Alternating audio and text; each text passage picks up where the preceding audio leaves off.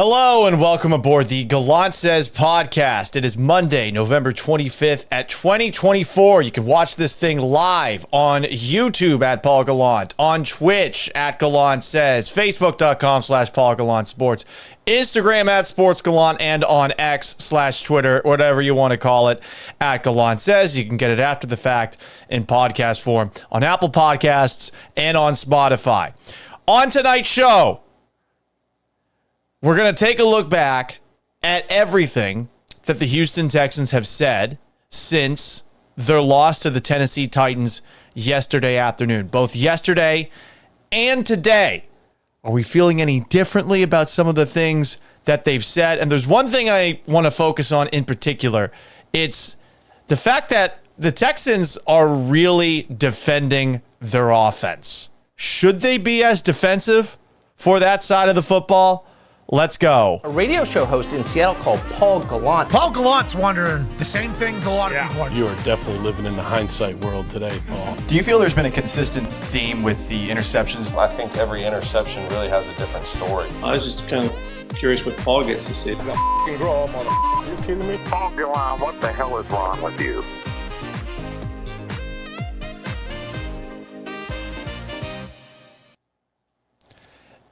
The offense, defense, and special teams collectively failed in the Texans' loss to the Titans yesterday. There are so many things where they screwed up. Do we need to go back through them all again? No. We did that yesterday. But the Texans are, I think, very quick to point out that one area of the football is not struggling more than the others. And I think that we all would disagree with that, right? Don't we all look at the offense, which has been so impotent in the second half, as the biggest issue, especially considering they've got CJ Stroud as their quarterback? So I thought it was pretty interesting to see what DeMeco Ryans had to say starting at his press conference yesterday. The very first question that he was asked was about his face, which was caught on camera with one of these looks. If you're not watching on YouTube, you're missing out. Here is what the head coach of the Houston Texans had to say about that.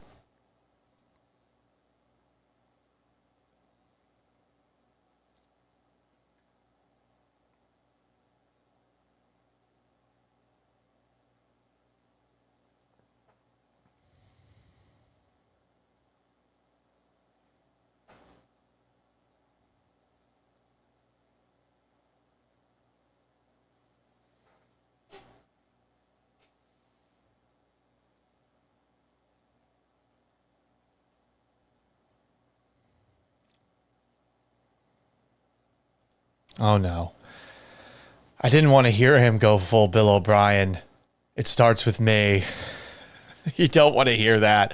How many times did we hear Bill O'Brien say that about the Texans' struggles as a whole? He is right in that they really did stink it up on every side of the football. Offense, defense, and special teams.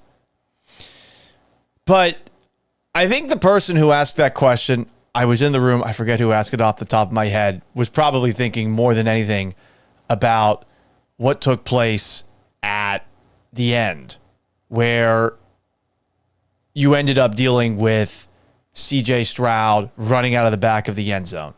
I'm told on the comments section that you can't hear DeMeco. Jesus, that is so on brand. Let's see. Do we have the audio going? Doesn't seem like we do. It's a new day, but the same issues for me. I'm just like the Houston Texans. Let's see if I can do this one on the fly. Can I figure out a way to get the audio for what's happening to be a part of this broadcast? You would think so. This is a tricky one. What's going on? So I'm using this software called OBS, and I've been playing around with said software a lot.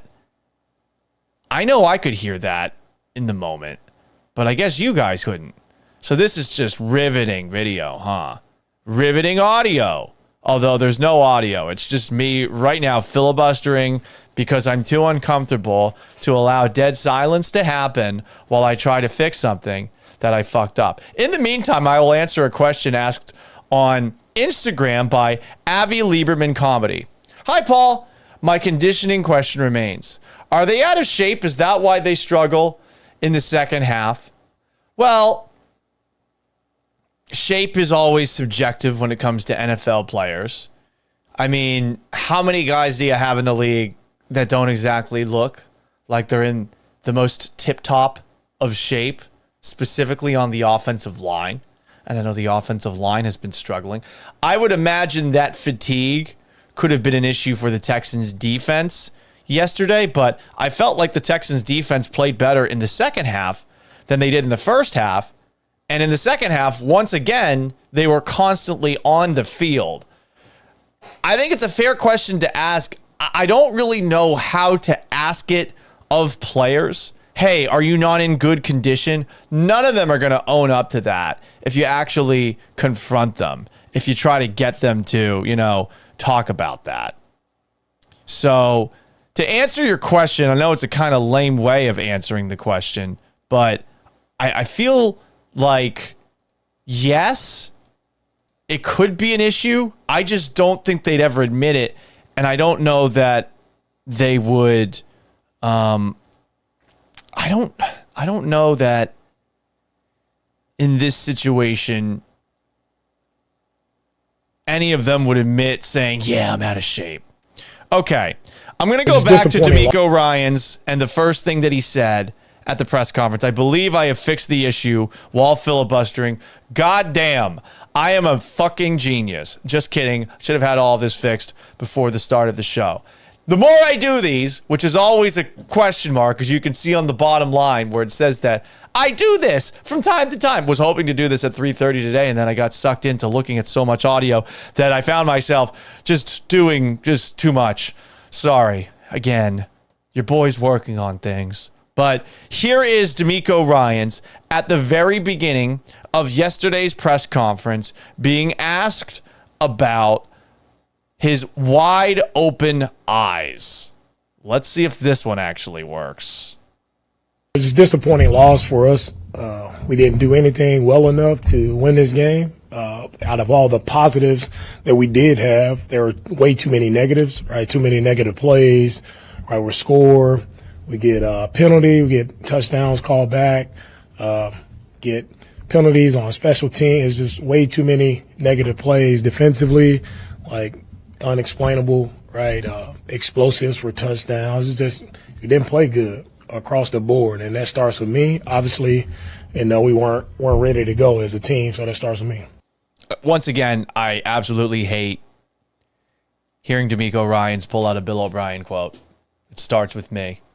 I hate it, even though he is right, because he's the head coach of this team, and the things that are constantly issues for this team, if they happen every single week, at a certain point, it's at the feet of the head coach, which is why I've asked questions about DeMeco Ryans. I haven't said any of the things I've been accused of saying, and I would once again say that just asking questions if he can be one of the best coaches in the game, like the two coaches that we're seeing in Monday Night Football tonight, if he can ever be in that conversation, we're not off to a great start on that side of things. So just something to keep in mind. Anyway, Tim Batchelor says 3:30. Hey, Tim, I tried. Fuck.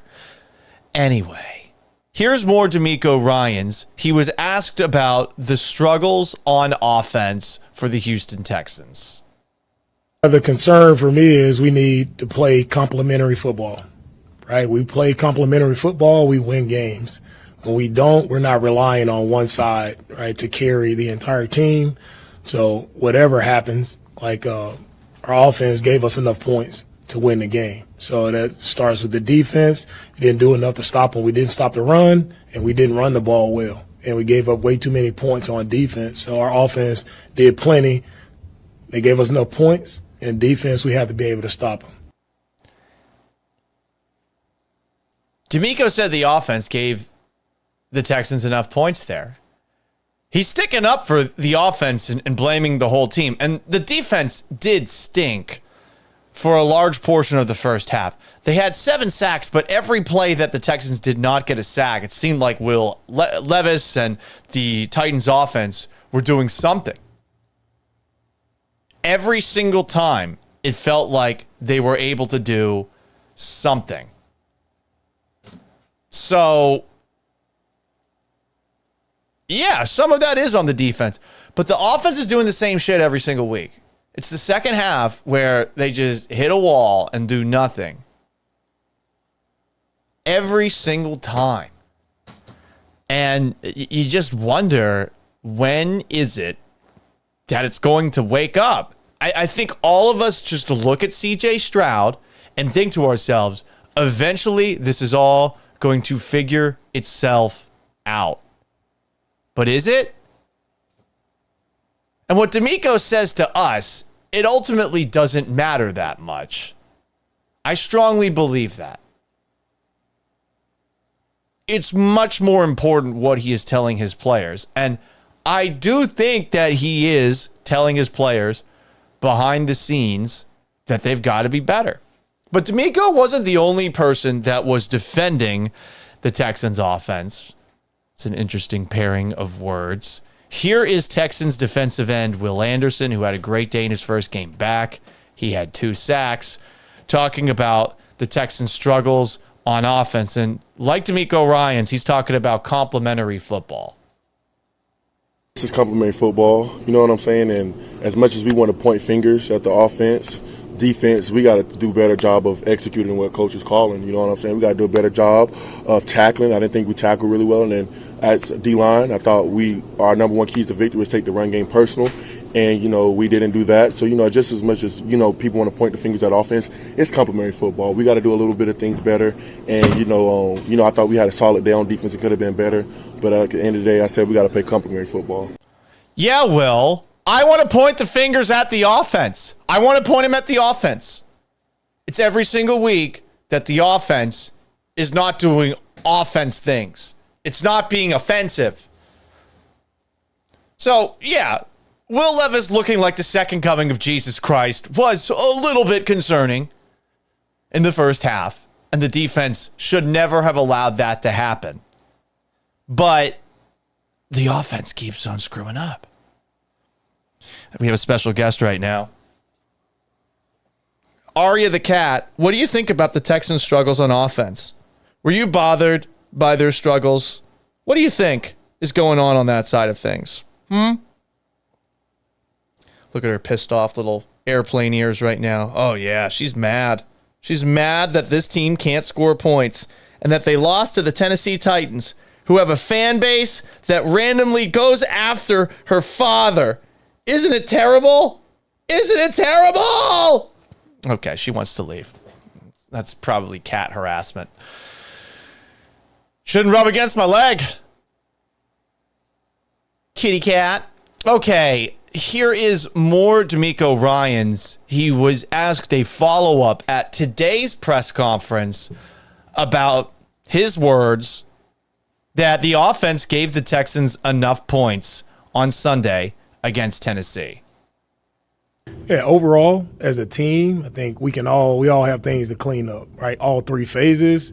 Like, when you look at our tape and look at the game and what happened in that game, right, there are a lot of positive things that we would love to be highlighting today. A lot of big plays being made, explosive plays by our offense, scoring points for us defensively, getting sacks, takeaways, special teams, right? Explosive returns, creating a take. There are a lot of positives that happen with our team, but on the flip side of that, there are also a lot of negatives that negated a lot of the positives that we had. So for us as a team, collectively, we just have to clean up the penalties, clean up the negative plays that are happening, and everybody made enough plays.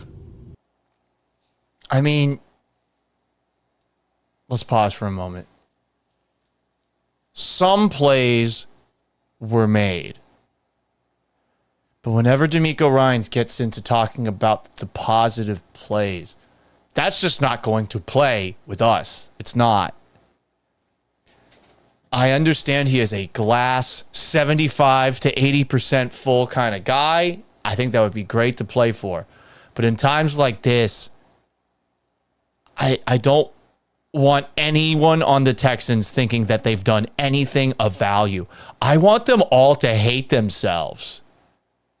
If I were in their shoes after a game like that, I know I'd hate myself. I'd be embarrassed. I just lost to the Titans. I just lost to a man who likes mayonnaise a lot to the point that he puts it in his fucking coffee. I'd be embarrassed. That team was dead. They couldn't do anything on offense, and I guess Levis has played a little bit better the last couple of weeks before this game, but I mean, they hadn't scored 20 points in a game since September fucking 30th. That's a long time. It's the NFL. It's 2024.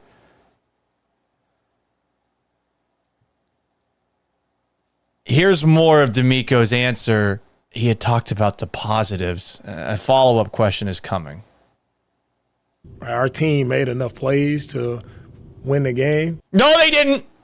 No, they didn't. They didn't do that. Just the negative plays kind of overshadowed all of the positive things that we did. Kind of. How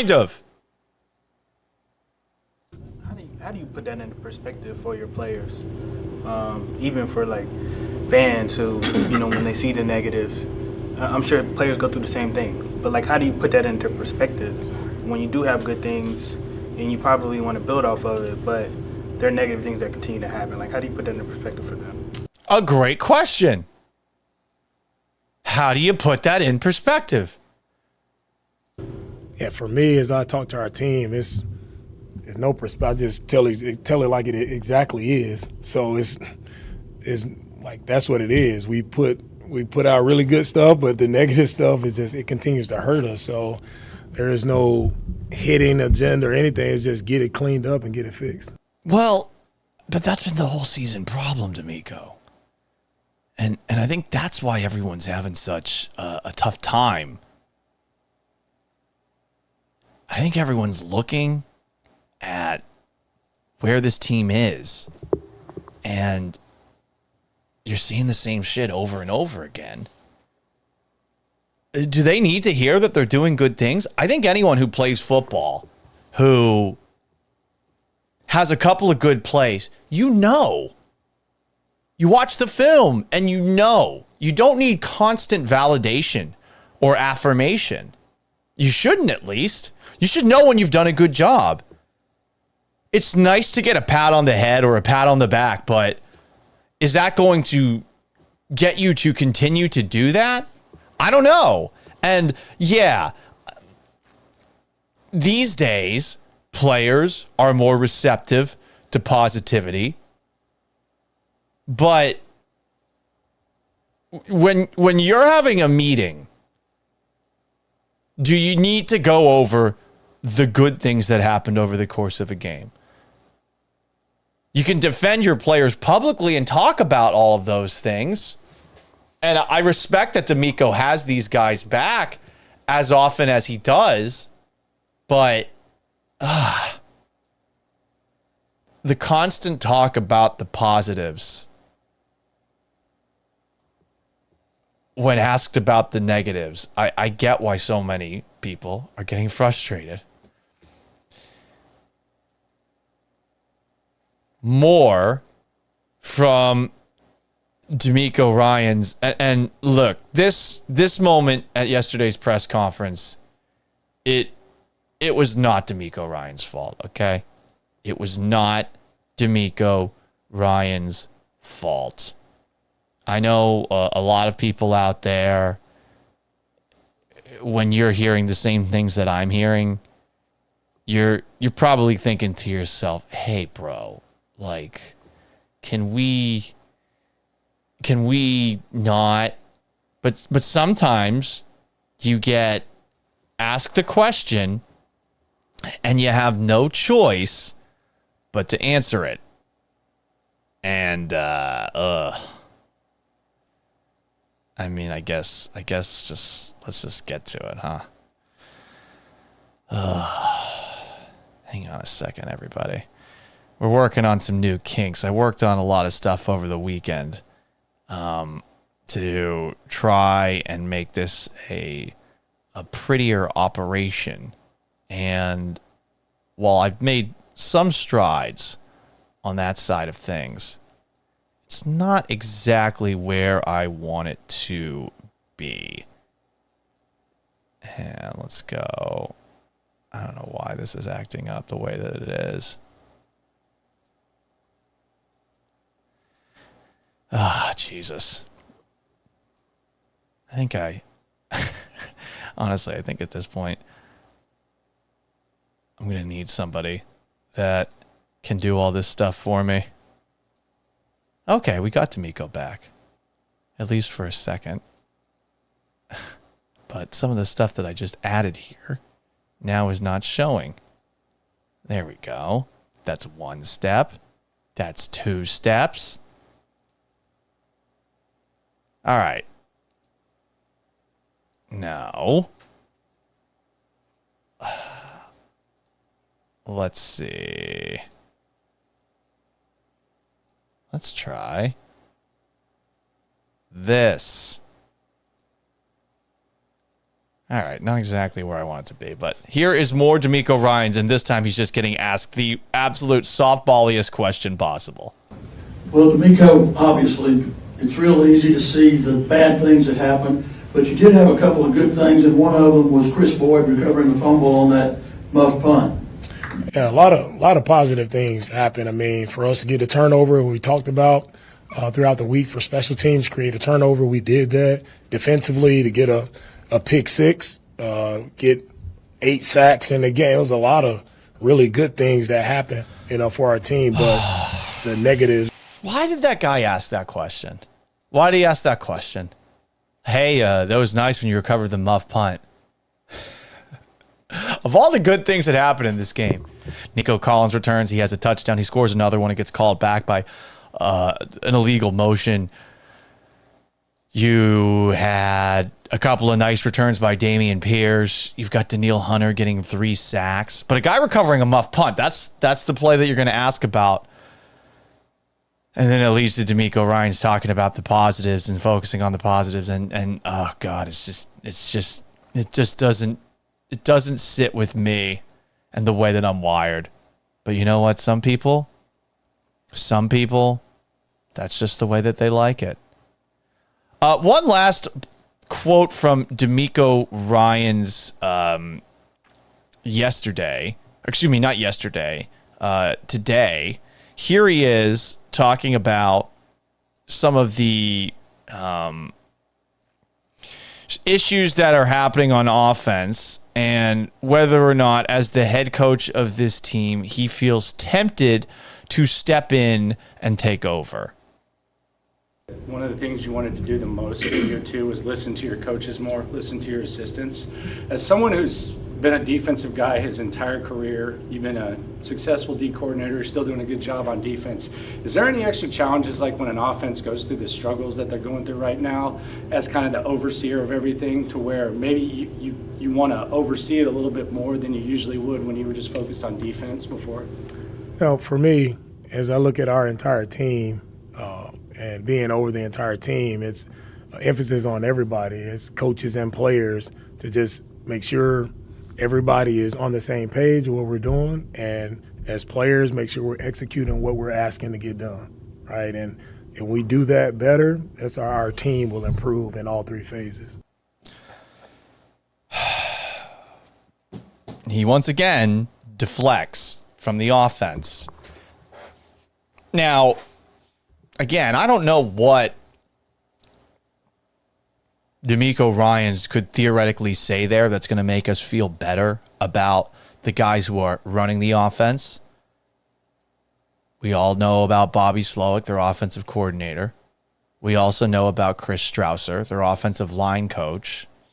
If you've been paying attention to people who pay way more attention to line play than I ever will, Seth Payne in particular, my old co-host in the mornings on 610, you would know that there's a lot of questions about the way that this blocking scheme is being taught.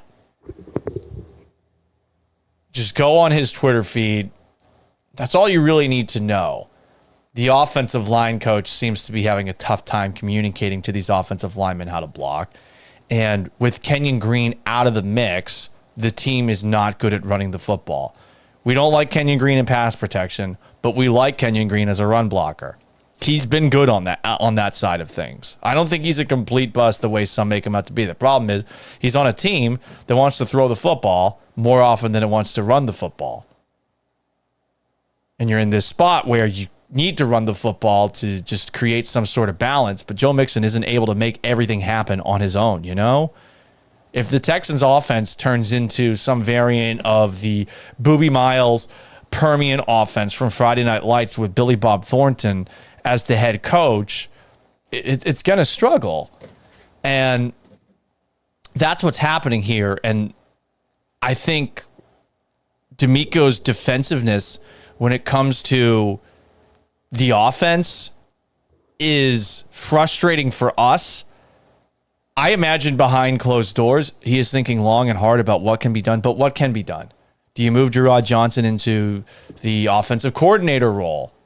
I mean, I guess it would keep him from potentially going elsewhere, but we once hyped the shit out of Pep Hamilton, who, by the way, good for Pep Hamilton. I think he's doing a really good job on Channel 2 with my guy DJ Bien-Aimé and Chancellor Johnson. They do a couple of features every single week. You should check it out if you like to get an inside the NFL kind of look at some of the plays that go down over the course of the Texans season. But we all thought Pep Hamilton should get elevated from quarterback coach to offensive coordinator. And then remember how bad it was with him as offensive coordinator? Now, I don't know what he could have done with Davis Mills under center, but there was a lot of wonkiness with his offense. You're getting that with Slowick. And I think that the offensive line coach is really just hurting what Slowick's able to do and what he's able to communicate with these guys. So there you go. We got some comments here. I can't read that one. Oh, Phil in PA says, I thought your old co-host was Mike Meltzer. No, I was actually hosting a show with Mike Meltzer and Seth Payne. And one time they got mad at each other right after I'd started working with them in the middle of a segment, and they both started shouting. And yeah, that sucked because you see, I realized then that I was probably on a show that wasn't going to last that long. And I'd been doing shows by myself at night at the time, and I wanted to get out of nights because I wanted to have a social life, and I wanted to, be able to meet a wife, etc., have a family. And then I realized there, not only am I on a 3-person show and I have less control than I used to, I am also with a couple of guys that I don't think are enjoying doing the show together the way that they did. And by the way, we still all talk and stuff, but yeah, obviously that didn't end great. But nope, Meltzer and Seth Payne were co-hosts, and I also had Brian Straw as a co-host before Vanessa and before my current co-host on the radio, Joe George. The offense is struggling in the second half for the Houston Texans. Why is that the case? DeMeco Ryans was asked about that right after yesterday's game. Here's what he had to say. The second half scoring has been an issue for a few weeks now. It was an issue again today. What's kind of left to try to maybe get that going?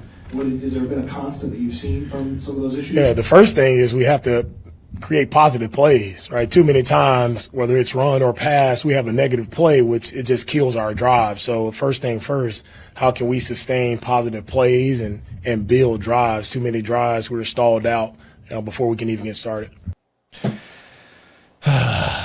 Yep, I mean, that's obvious. Don't have negative plays. He was asked to pinpoint those offensive struggles in the second half today. Here is once again the head coach of the Houston Texans. It's different plays at different times. I think when I look at it offensively, like we, being there in third down and having 2 pre-snap penalties to put ourselves in third and long, like that can't happen, right? And those are things we can control, especially being here at home. Like we have to control those things, and it goes back to the point of being locked in onto the snap and what we're going on, if we're going on 2, whatever it may be, we all have to be on that. Like that takes no effort, right? And we have to be on those things. And those are things, little things like that set us back, or being in the right spot on a route, whatever the case may be. It's things like that that we're still hurting ourselves. So is that those things happen in the first half as well, right? There are mistakes that happen all throughout the game, but just the second half, for us, we haven't scored enough points. We haven't stopped enough people in the second half from scoring points on us as well. Defensively, second half, like, we have to make sure we play well as well. We've been outscored by a lot of points in the second half, and that we got to keep them off the board, and we got to be able to score in the red zone.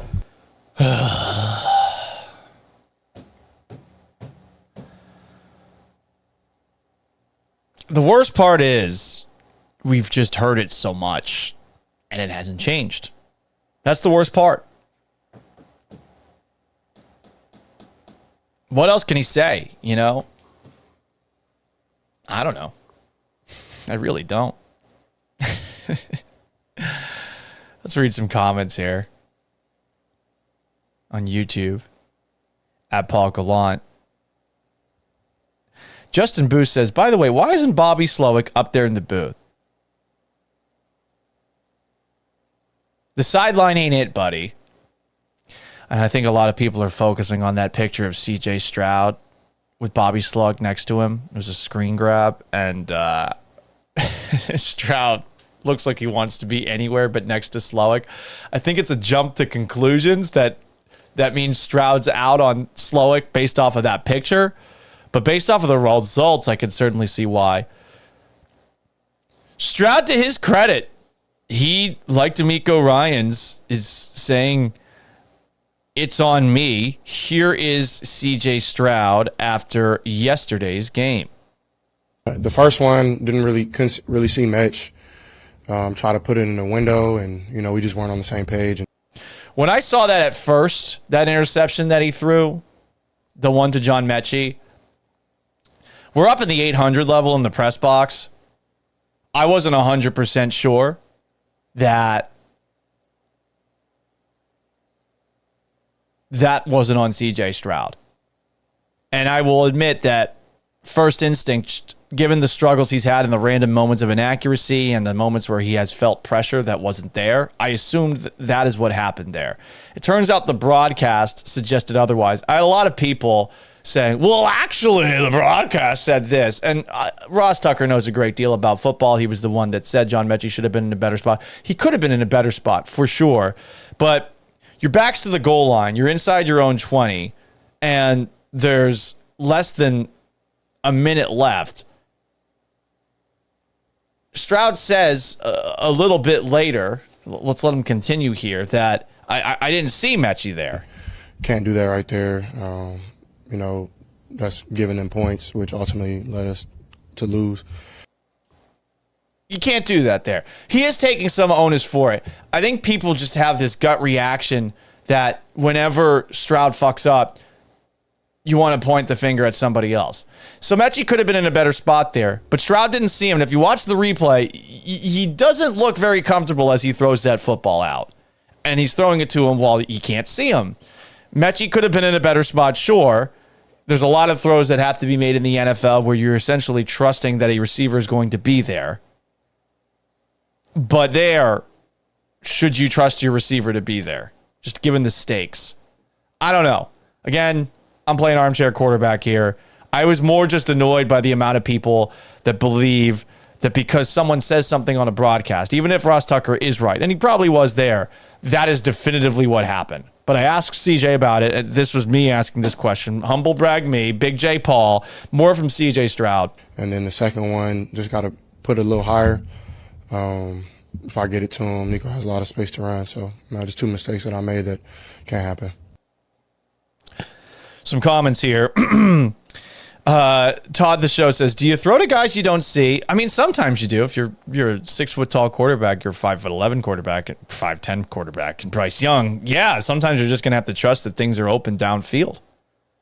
I think you can have a general idea of what the coverage is, but there are going to be some times where you don't have a clear line of sight. It's one of the things that was most impressive about Russell Wilson and Drew Brees when they were so good was that they could not 100% clearly see everything that they were throwing to over the course of their career. But Stroud saying that it's on him, and a little bit later in yesterday's press conference, the quarterback of your Houston Texans said, hey, I got to be better. I got to just practice better, play better. I mean, it's no secret. I mean, I haven't been playing well personally from my standard. I have a couple good drives, couple good plays here, but it's just up and down right now. So I got to just, for me, I feel like it starts with practice, and then it comes to the game, staying focused. And, I mean, I've been focused. I watch as much film as anybody, and it's just sometimes it doesn't go your way. And, I got to be harder on myself and, realize that, games can come down to me making plays, and, I didn't make enough, and I gave up the ball twice today. So I got to just be better, and I know that. So, but it's no time. I'm not going to hold my head down. I'm going to, keep my chin up, chest high, and just, I know I'm still a great player, but I got to just, put better stuff on the field. Well, he's not a great player right now. I think he has great talent, but he hasn't been a great player of late. There's a battle going on our YouTube. Todd the Show is going back and forth with Sue Duke about CJ Stroud. I'll say this about Stroud. I mean, right now, can you say he's as good as we all thought he was going into the year? No, I think you're crazy. Can he get back to that point by the end of the year? Maybe. Is it likely? It's not looking likely. He's a young quarterback. Lots of quarterbacks go through slumps, struggles like this. You could argue Patrick Mahomes hasn't been playing his best football this year. Lamar Jackson, I think, took a bit of a step back after his first MVP season. But Stroud has not been as good as he needs to be. He hasn't been as good as he was last year. If he was as good as he was last year, and the Texans are able to do things in the second half like they were last year, winning all the one-score games that they did thanks to late heroics from CJ Stroud, we would be on board. But I think for all of the people who love CJ Stroud, you got to admit he's not playing well. That is not an attack on him. He knows that. He just fucking said it. So there are definitely some people who are being a little bit trolly about Stroud's struggles. I would 100% point to Todd the Show and some of our Twitch audience on the ESPN 97.5 and 92.5 show that I do from noon to 3 with Joe George. There's a lot of people on that look at CJ Stroud and think that he sucks. They think he's dumb. I'm not going to go that far, but I do think he is playing poorly, and we should be able to admit that. Why is it so hard to admit that? That's what's happening. Todd the Show says, I think the media overhyped Stroud during the offseason. I think we all did. I think it was understandable. He actually got asked about that. DeMeco Ryans did at his press conference today. Was the bar too high for Stroud? And DeMeco gave this answer. Well, we're putting the bar for ourselves. The bar is not about what the media sets. But the bar was put up very high. But it's understandable. They had Stephon Diggs and Nico Collins and Tank Dell coming back from injury and Joe Mixon. You can understand why going into this year there was a lot of hype for CJ Stroud.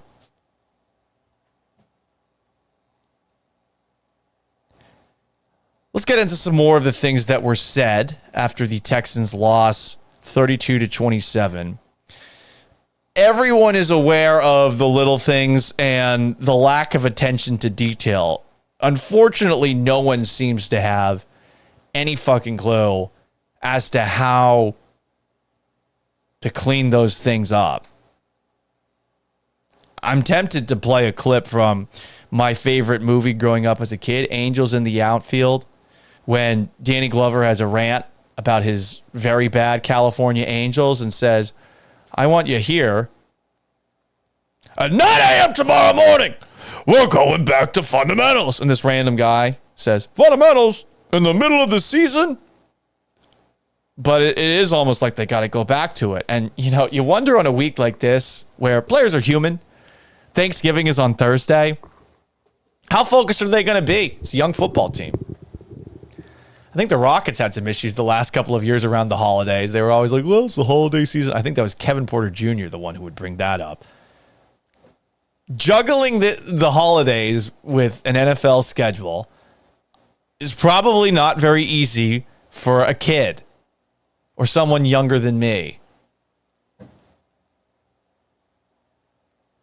Are they going to be able to clean up the little things during a week like this? Because for some of these guys, it's going to be their first Thanksgiving away from family entirely. Like you got work on Thursday. Is it going to be a heavy day? You feel like it almost needs to be a heavy day, but is it going to be that? So here's DeMeco Ryans talking about the lack of attention to detail, and he's not giving you anything that's going to make you feel better. It's a lot of the same. We just got to go do it. Like we got a lot of cleaning up to do, which we go through the film and our guys understand what we have to do. So we just have to go do it. Like as I told our guys, we don't need a big meeting. Nothing needs to be said or talked about. We just got to go do our job. Yeah, they do. Oh, God. They don't need a players-only meeting for that. They just have to go do their job. I am trying to be patient. I'm trying so hard. I really am.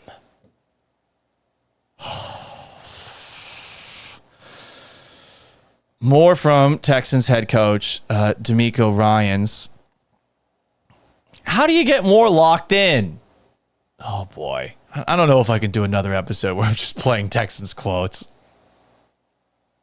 Here's the head coach. The locked in piece is I just look at it as being intensely focused on your job and being where you're supposed to be, executing the minor details of your job. Like it all comes down to minute details that you get exploited if you don't do them the correct way, and teams find those and they make you pay, right? And a lot of the things, as I talk to our guys about, is things that we can control, and that's where I place our focus on things that we can't control, clean up the things we can control, and we'll be better. No shit. This is driving me more and more crazy. I've already watched this press conference, but hearing it a second time, it's just the obvious. And if it's the obvious and it's staring them right in the face, I don't see how anyone can have any faith that they're going to fix this by the end of the year. Especially if Jimmy Ward's going to be out a long period of time. I mean, that's a pretty big punch to the gut on defense. Archdradamus picks on Instagram at SportsGallant comments vanilla press conference. Shredder S07 says, we just got to do our jobs. Saduke says, lose your patience, Paul. We're here for it. But I don't want to lose my patience. I'm growing. I'm 35. I don't want my blood pressure to boil over because I'm hearing just fucking obvious statements that, as obvious as they are clearly not obvious enough to his players. And I can't even get mad at DeMeco for this. I can't. The players have to know that this shit has to get fixed. And yet, some of the players, they seem to be, I feel like, annoyed with the criticism that they're getting. We'll get to that in a moment. Where's the fix for these obvious things that everyone knows are a problem? Here is CJ Stroud when I asked him that question after yesterday's game. What can you guys do leading up to the game to fix this? Got to keep practicing and keep playing. I mean, you tell me. I don't know.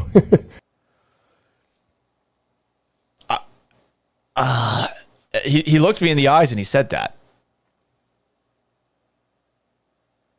And I think he's as stumped as all of us who watch this team, as stumped as DeMeco Ryans.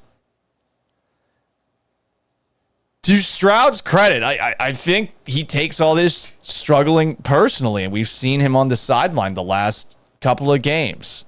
Here's more CJ. That's all I know how to do is just practice better, play better, meet better, do everything better, you know. And when it comes out like that, it's not fun, but, you know, it's part of the game, and we'll use it one game out of the year that'll teach us a lesson. Sadly, we have to learn right now, or it'll teach us in future years. And for me, I'm just, you know, going to use this as a time where I need to look myself in the mirror and get better. So, yeah. The worst part about that was that little moment where you heard CJ Stroud talk about how it could help us in future years.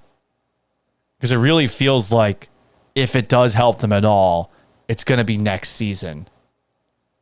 The guys who are on the team next year, they're going to be the ones that learned the hard way that the small things are something you have to psychotically focus on, like a perfectionist, to eliminate. And you just don't get the vibe that that has really been as, I guess, urgent of an issue as it is to all of us watching the same shit happen for 12 weeks this year.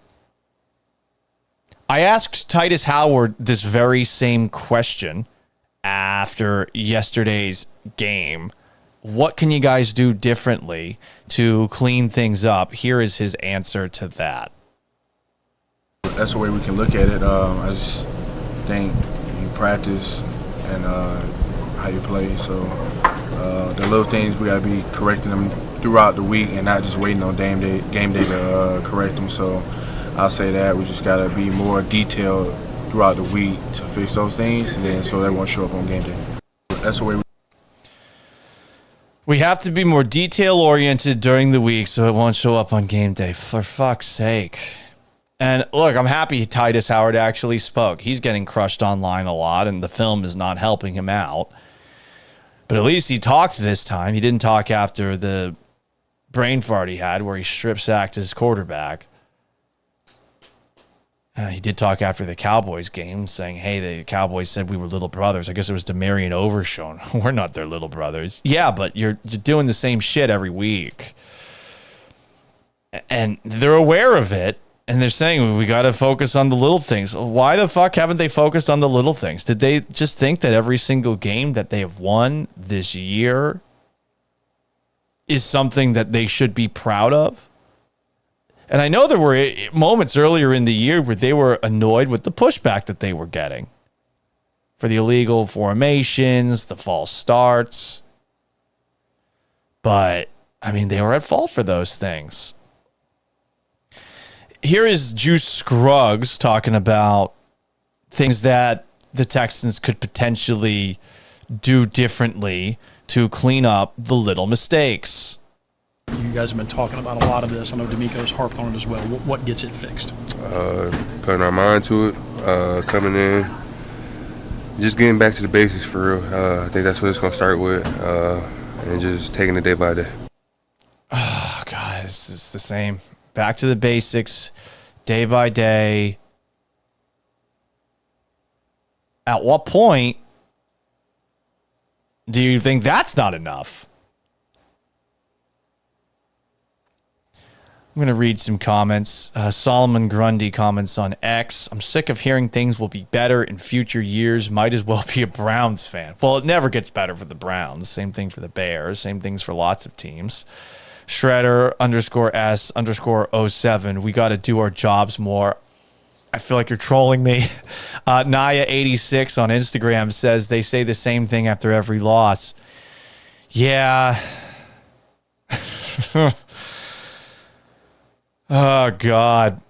People are talking about potential fall guys. I'm seeing on the YouTube comments section, Bobby Slowick as the fall guy. Makes sense. I don't think it's fair to say it's all on Bobby. I do think it's reasonable to assume that Bobby Slowick will be made the fall guy, though, for all of this. I do think that's true. At least those guys are acknowledging that they got to work on the little things, though. I didn't like this moment. Joe Mixon's a captain of the Texans, and there's no video of this to corroborate it.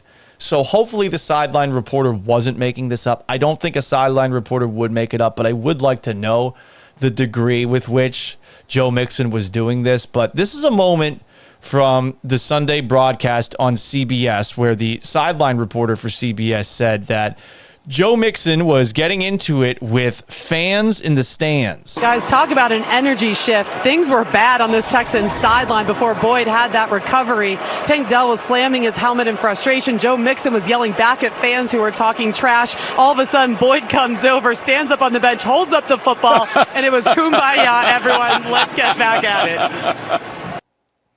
The laughter from the broadcaster, that's not how I feel. I don't like hearing that Joe Mixon, who is one of the Texans' captains, just getting into it with fans on the sideline. I can get why he'd be pissed because the Texans can't run block worth of shit. Now all of a sudden, he's averaging 1.6 yards a carry on the same day that we see Sunday Night Football. Saquon Barkley gets 255 yards.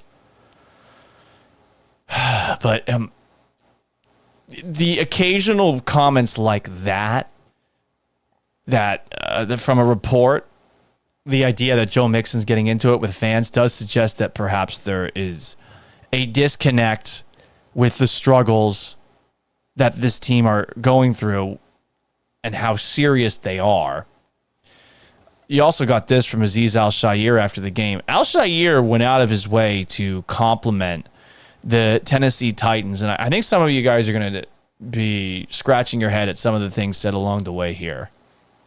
It's NFL. So, like I tell y'all, when we beat the Bills and everybody thought we was going to lose, or when, any game that you play, like this is the National Football League. This isn't college. This ain't Alabama, Oklahoma. Like, this is the best of the best. So, but the Titans aren't the best of the best, Azeez Al-Shaair.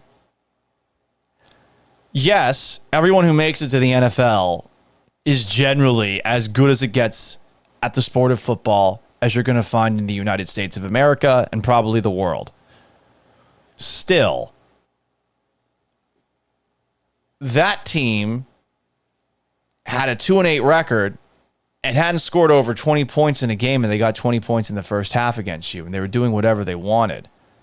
And honestly, they kept you in the game with some of the mistakes that they were making, whether it was all the sacks that Will Levis took, some of which took the Titans out of good situations where they theoretically could have scored touchdowns. You had the pick six that he threw. You had a fumbled handoff. You had a fumble when the receiver went in motion. They muffed the punt. I mean, you won the turnover battle and had 8 sacks. You scored on one of those turnovers. Here's more from Al-Shaair, and I think you're going to be annoyed by this. And I don't like bringing up Al-Shaair saying these things because I think Al-Shaair is one of the more important additions the Texans made this offseason. I think he's been a great leader for them. But, all the best players in the entire world will play in this league. So at any week, you can win or lose a game depending on how you show up. I know, we know, but... and that's always the challenge. We're a young team. We've got a lot of good leadership, but we've got a lot of young guys, and together, having to lead the way to show them how to show up every day and also holding ourselves accountable. And Al-Shaair does go on to say, hey, I had a dumb penalty here, and I should have been better. But, at the very beginning, he's saying no one gave us a shot to beat the Buffalo Bills. People were skeptical about their chances to beat the Bills. They could have closed out that game better than they did. They didn't. And it's a season-long issue. Like, the defense did a great job of keeping Josh Allen in check. But at the end of that, you're hearing Al-Shaair talk about how there's a lot of young players here. He's one of the leaders of this team. DeMeco Ryans brought him in because he's coached him before. And he's got to get these guys up to speed. There's another quote from Al-Shaair that I'll get to in a little bit that also was a head-scratcher for me. This team is not living up to the standards that maybe if they're unwilling to acknowledge the offseason hype that they got from national media, can they at least say we're better than this? Don't they believe that? Do they think they're a team that's just here squeaking out wins? The only good thing that I heard after this game was from DeMeco Ryans' visit with my guys Mark Vandermeer and John Harris on Coffee with Coach. John asked DeMeco a question about moving on from a loss like this.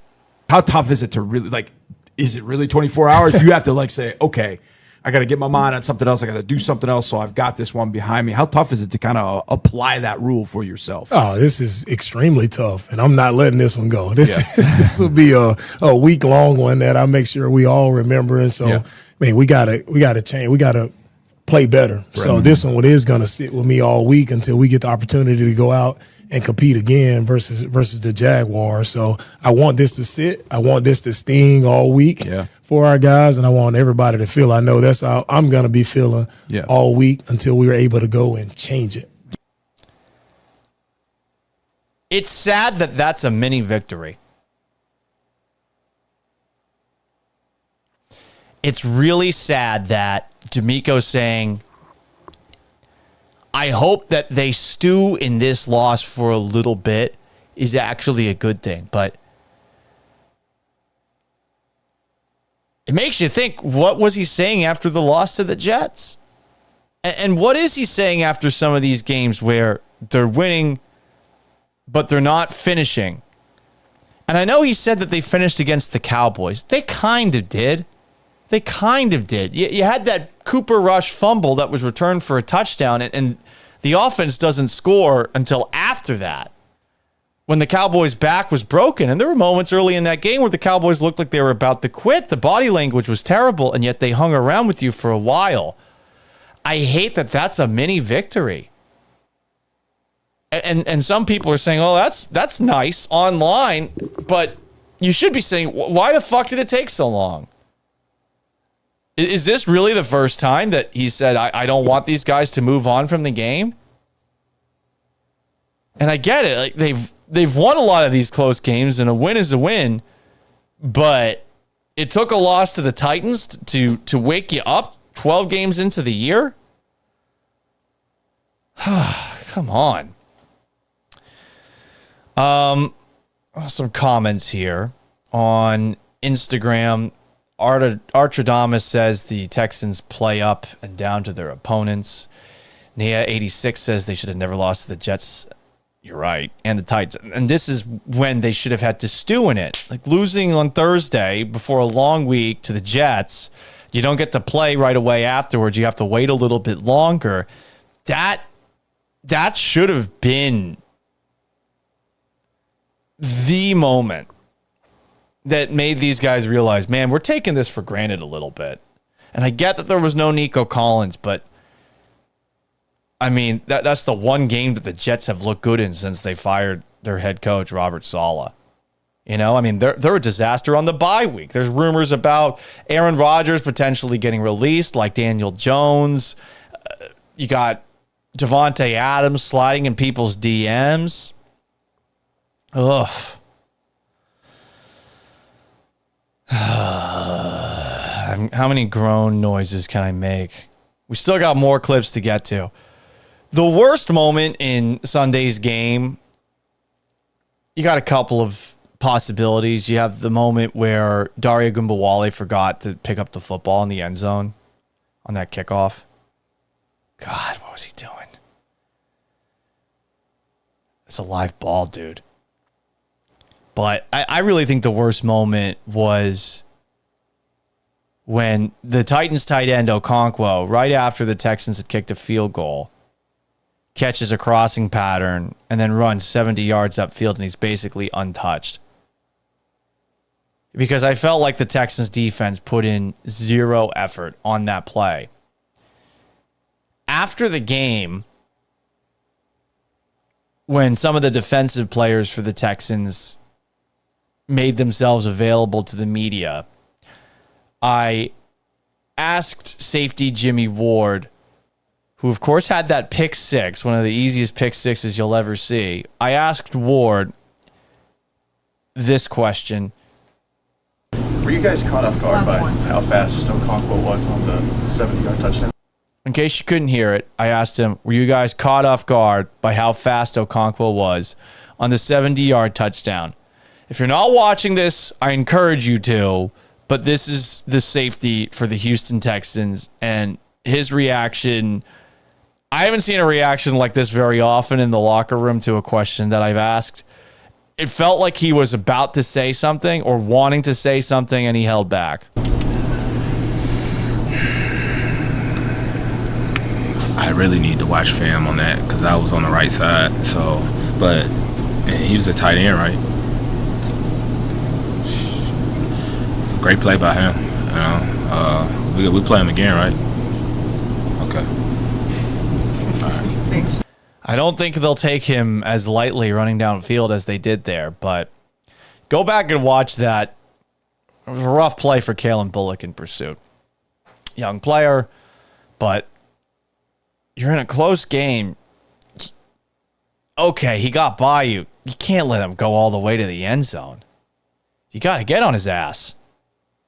He didn't do it.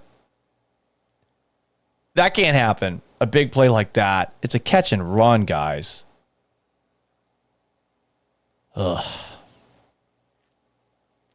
Tim Batchelor on YouTube says, I wonder if he did watch film too to see how little effort was actually made. Well, honestly, it would be good because this is a guy who's a leader on the team. He's a veteran. People need to be called out for that one. That one was really bad. And I like Azeez Al-Shaair a lot, but I asked Azeez Al-Shaair about that play, what went down on it, and he looked at it a little bit differently. I probably should have asked the same question that I asked of Ward here, but here is Azeez Al-Shaair, Texans middle linebacker. What happened on the big Congo touchdown, the 70-yarder? Just good play by them. Little play action with the back. He just broke free. You know, he's a good player. Played with him last year, and just a good play.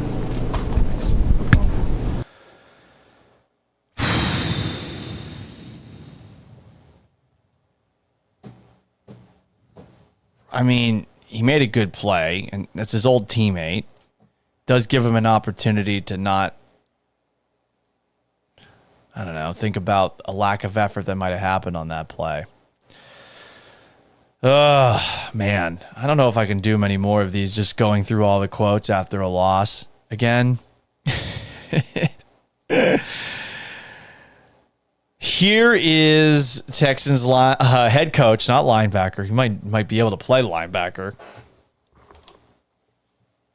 Still, he looks like he could play linebacker still. Here is Texans head coach DeMeco Ryans. I asked him about some of these hurry-up situations where the Texans find themselves in a short yardage situation and then they run up to the line of scrimmage and they try to call a play quick. Sometimes I think it's to avoid challenges. Other times I think they're trying to catch the defense off guard. It really works. And I've always wondered, like, how do they come to that decision? Is that something that Bobby Slowick just decides on his own? Or is DeMeco Ryans the one that's saying, hey, let's do that? And this was my way of fishing to see if DeMeco is perhaps more hands-off on offense because he was so defensive of the offense and focusing on all of the aspects of the team that struggled yesterday instead of an offense that has consistently struggled. You know, you heard some of those clips earlier in the live stream. Here is the head coach of the Houston Texans after I asked him that. There's been a couple of short situations this year where you guys have gone up tempo. What goes into the decision-making process to maybe get up to the line of scrimmage as quickly? Is that something that you're talking about with Bobby before that happens? Yeah, that's part of our strategy depending on the game. So there's sometimes we use it to catch teams, subbing or to catch teams off guard. Sometimes we use it to catch teams off guard.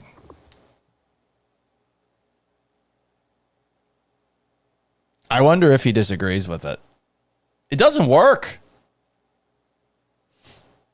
David on X says, this is all disheartening. I was hopeful we were over this mediocre play from years past. I don't think this is who they're going to be the rest of the DeMeco Ryans and CJ Stroud era, but I am of the belief that this is going to be a lot of what we see the rest of the year. And yeah, that does mean that I will probably be talking a little more Houston Rockets basketball this time. At some point, I'll start going back out to Toyota Center, hanging out with Vanessa, some of the other folks there.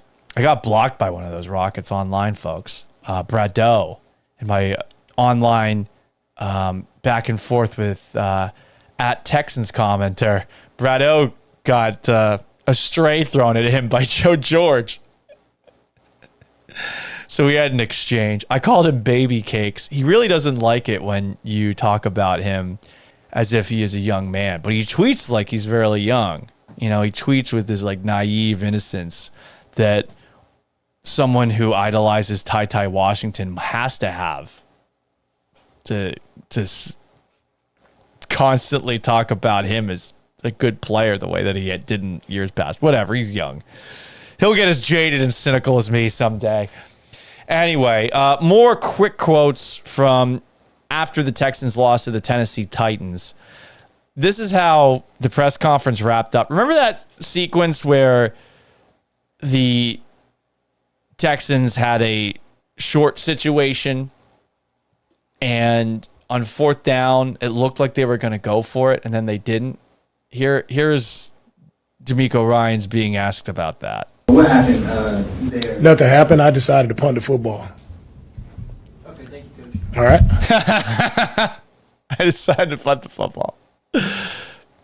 I think that one is one of many game management moments where you wonder just how good DeMeco is there. Lots of coaches struggle in game management. He's not alone.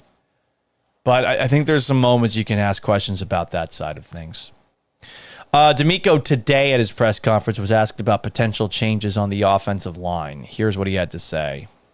Our guys did a good job in the protection aspect of giving us time, and we can still clean some things up in the running game. Well, that's a way to put it. Joe Mixon averaged 1.6 yards a carry, DeMeco. But that is a way to put it. That is a way to put it. Oh, God. I mean, Stroud only got sacked 4 times on Sunday. So that's neato. One more clip. Good God, I'm just depressed after all of this.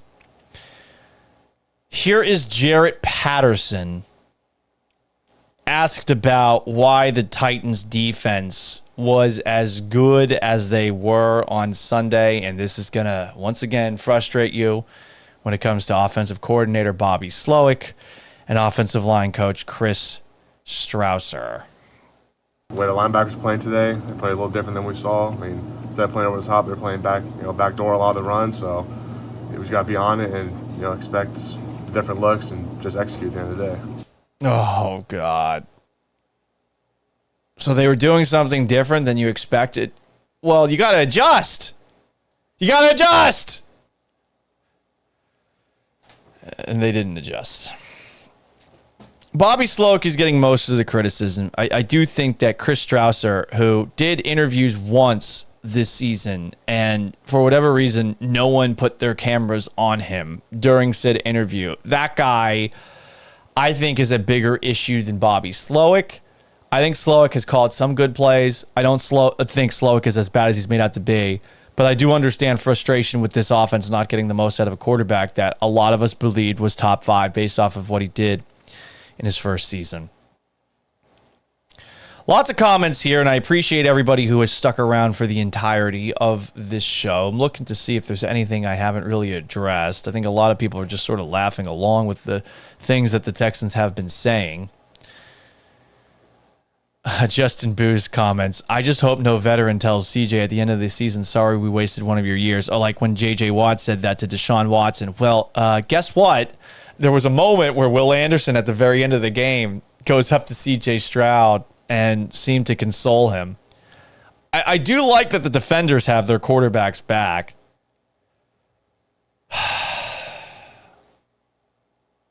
But yeah. Man, this is just beating me down and made me sad. Some comments from X that we didn't address on last night's show. Raw Doggy Dog at the Real Raw Dog 69. He says, thank God for Paul Gallant, the only voice of reason in the town.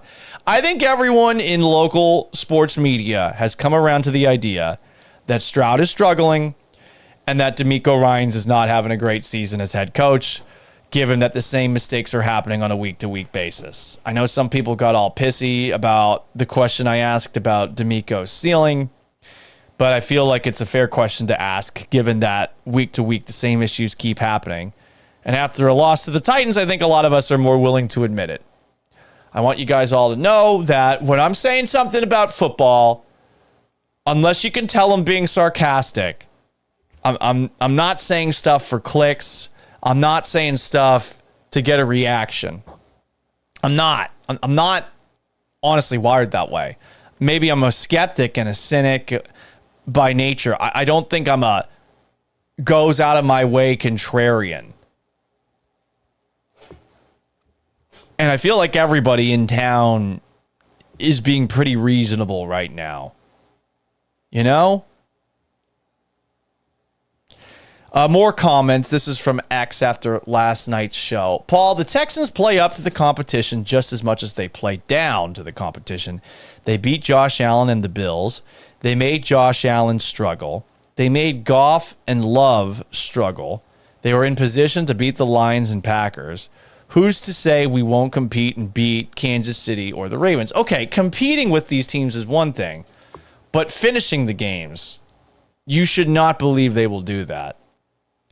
I could see them being in a game till the very end against those teams, but I mean, they blew it against the Lions. They blew it against the Packers. They seemingly tried to blow it against the Buffalo Bills. They tried to blow it against the Jacksonville Jaguars. This is a team that plays with its food. They let the Colts hang around. They let the Bears hang around. The Cowboys and Patriots are the only two teams that they blew out, and both of those teams are fucking awful. They're bad. Shredder _S_07 says, PG, time to get positive. This is the turning point, not a funeral. I don't fucking know, dude. I don't know. More comments here. This is also from Dream Team Apple. Playing Patrick Mahomes and Lamar Jackson December 21st and 25th, 4 days apart, might be what the Texans need to wake up. Dream Team, this whole fucking season should have woken them up by now. How many times can you press the snooze button? I'm saying this as somebody who presses the snooze button a lot. How many fucking times can you press the snooze button and procrastinate getting out of bed? Eventually, the 24-hour day ends. Eventually, you have to go to fucking work. From Junie713 on X, the HEB curse lives. CJ Stroud was in HEB commercials. Will Anderson, though, also in HEB commercials, and he's got 9.5 sacks, and he missed a couple of games in a row. He looked great on Sunday, coming back. On X, Biggity B05 comments, I think this season is over. If they do make the playoffs, they may not even win a game. They're going to make the playoffs. It's going to be very hard for the Colts to overtake them because the Texans beat them twice, and they did lose on Sunday. They got to win out, and the Texans are going to have to lose 3 of 5. Both of those things are certainly possible, but I'd give it a 10% chance of happening right now. Those are Paul Manalytics. Not actually going to compute. Sam Holt comments, this has consistently gotten worse each week this year. Yes. Yes. Yes, yes, yes. Torian Rafter says, I don't see them competing with Kansas City and Baltimore. We might get blown out. Yep. Artradamus picks comments, 3 games in 10 days will be a sad December. It's been a sad December, and there's reason to believe that every single Texans week is the same as the last. I'm gonna watch a Texans game at NRG Stadium instead of going home to see my family and relax. And there's one more day of watching the Texans not finish. And it's another 10 hours wasted watching football. If you would like to come to do my job for me, I wish you would. Na na na na na na Na na na na na na na na na. Yeah. Yeah. That was a great song. I'm the best, aren't I? A lot of the people on the radio show, they get really upset when I start singing. And honestly, I don't blame them. But right there, that was some fucking art. If I had a little more energy in me, would I have gotten my first ever radio Grammy? Emmy? I don't know. We're punchy. That's all I got. That's all I got. Let's try to have some fun tomorrow. I say I'm going to do the show tomorrow at 3:30. We'll see. But tomorrow's slate, I'm going to be on Fox 26 at, I want to say 8:22 was Nate Griffin in studio. So if you want to watch me on TV, you can. Then I got the radio show from noon to 3, and the goal is 3:30 to do this live stream. We'll see if I actually can get it done. I'm beginning to wonder if 3:30 is actually a reasonable time for me to do it. It's really hard to get back from the station and get right to it. So, tentative 4 p.m., but yeah, guys. Those quotes did not make me feel any better. But we're on to Jacksonville. Big thanks to everybody who tuned in. If you haven't subscribed to all my social media platforms already, please do. I'm on TikTok at Gallant Says. I'm on Instagram at Sports Gallant. I'm on Facebook, facebook.com/Paul Gallant Sports. Does anyone still use Facebook? I don't get a lot of reaction on that, unless it's some psychotic Astros fan getting pissed off about me using him in a thumbnail. Still going to talk about that. Never got into it. On Twitter/X at Gallant Says. On YouTube at Paul Gallant. That's where I get paid. Please subscribe and like this video on YouTube if you haven't already. You can also do so on Twitch. I do have some loyal Twitch followers. The problem is I think I don't do this regularly enough to get them in. You can also get this in podcast form. This one's going to be a bit of a messy one. So if you actually listen to this podcast all the way through, all hour and 18 of it, shout out to you. Apple Podcasts as well. I'm sorry. We'll shorten it up a little bit. Until Tuesday, at some point, I am merely Paul Gallant. So long, farewell, and have yourselves a wonderful rest of your Monday